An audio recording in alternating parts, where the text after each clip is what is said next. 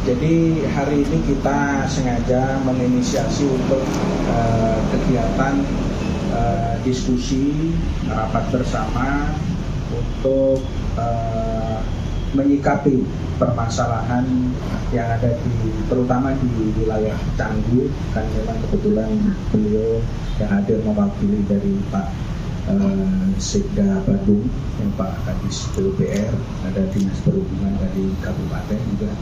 Kita menginisiasi bagaimana rekayasa lalu lintas di wilayah Kabupaten Bandung, terutama di Canggu, ya arah Canggu, supaya tidak terjadi kemacetan di beberapa jalur.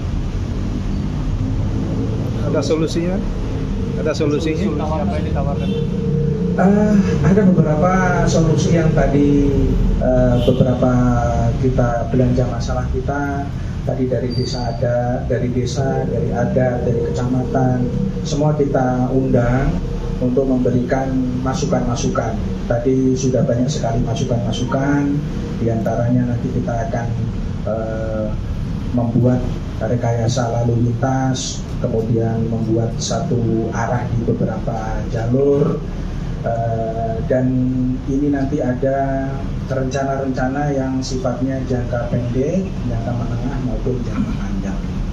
Nah ini sudah dan ini akan melalui rapat-rapat berikutnya. Tidak bisa sekali aja, terutama ini juga tidak terlepas dari nanti penganggaran dari Pemda itu sendiri untuk mendukung rekayasa lantas bisa berjalan dengan baik.